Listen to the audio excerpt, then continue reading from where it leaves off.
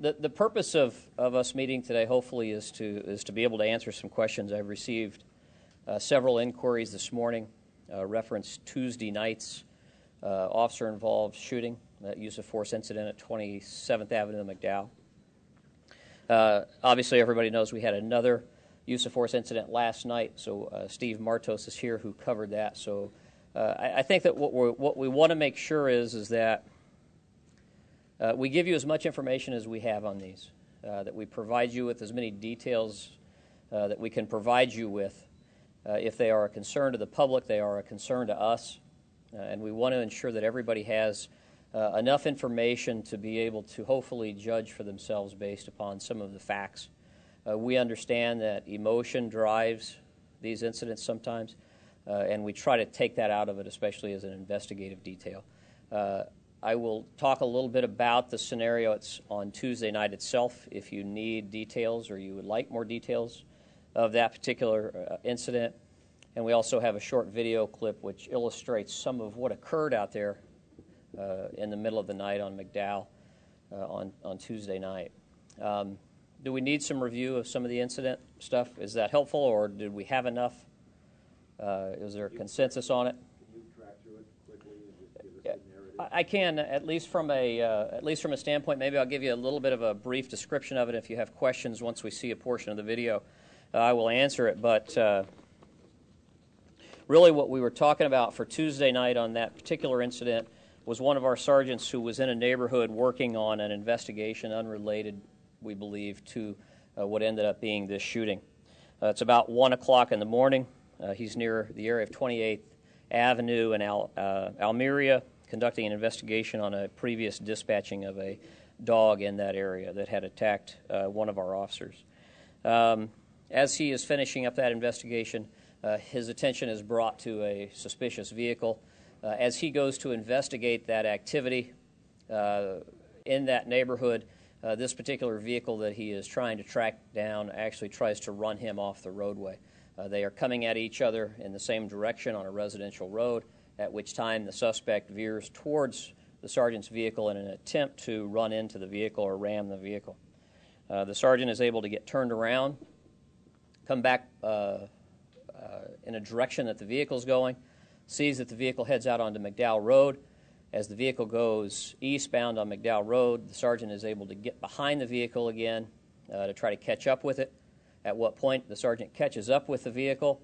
The driver of the vehicle puts the vehicle into reverse and begins to now try to ram the sergeant's Tahoe. The sergeant, acting very quickly here, is now driving backwards in the lanes of traffic about as quickly as he can do safely to avoid being hit by this suspect vehicle.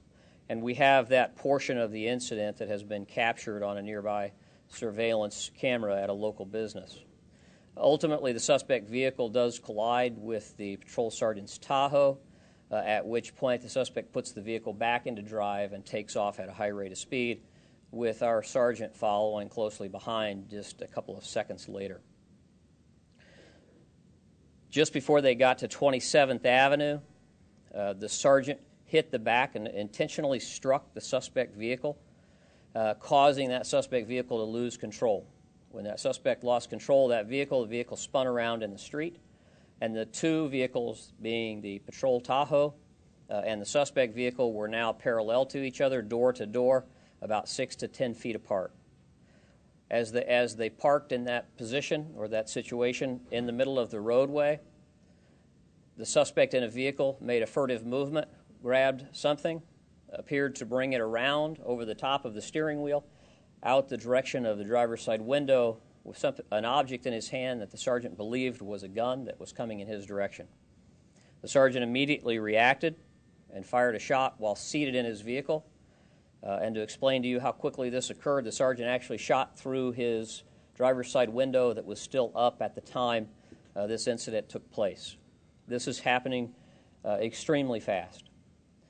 This individual comes around with an object in his hand that the sergeant believes is a gun. The sergeant fires one shot. The suspect is trying to get out of his vehicle and ultimately does to continue towards the officer, and the sergeant is also trying to get out. The sergeant fires a total of 3 shots at that point, and the sergeant is at about that same time backed up by another 2-man unit that arrived at about the same time. They lost control of the vehicle. One of the officers in that 2-man car, when he pulls up, believes that he sees an individual standing there with a gun. He sees window and glass breaking. He knows that rounds are being fired. He feels that there is a shootout between the sergeant and the suspect. He also engages the suspect with gunfire. That officer fired, I want to say, I believe, just over a dozen rounds. The suspect then retreats to his vehicle, gets back in it, and begins to drive the vehicle now in a south-westerly direction. We don't know if there has been a fatal injury at that point, but what we do know is another officer now, a third officer, observes him driving directly at one of our other officers who is standing in the door jamb of a police vehicle. When this third officer sees those actions with this vehicle by this suspect, he too fires at the vehicle. My understanding is he fired about 6 shots. So we are at about 24 shots that were fired in relationship to this event. That suspect vehicle then proceeds on about 100 to 200 yards in a southwesterly direction and then collides with the building that you're probably all familiar with there on the south side of the street. The subject is pronounced dead by the Phoenix Fire Department.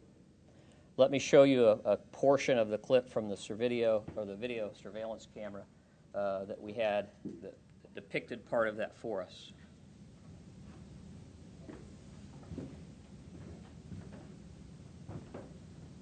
What you will see is the pickup truck traveling eastbound come into the picture here shortly, and you will see the sergeant, what he believes is a traffic stop that is going to occur.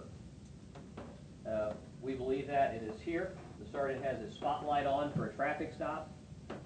As he is parked there for just a second thinking that this is a traffic stop, you'll see the suspect vehicle begin to go back towards his Tahoe, trying to hit the front of his patrol car. They ultimately collide just as they get outside of the view of the camera, and then you will see him take back off again. The sergeant is now behind him, and here is the second team of officers, the 2-man group that arrives at that scene. Within about 15 seconds of this particular event occurring, and remember this is the second event that this sergeant has had occur where this individual has used his vehicle against him, and then we had a third just out of sight of this particular camera.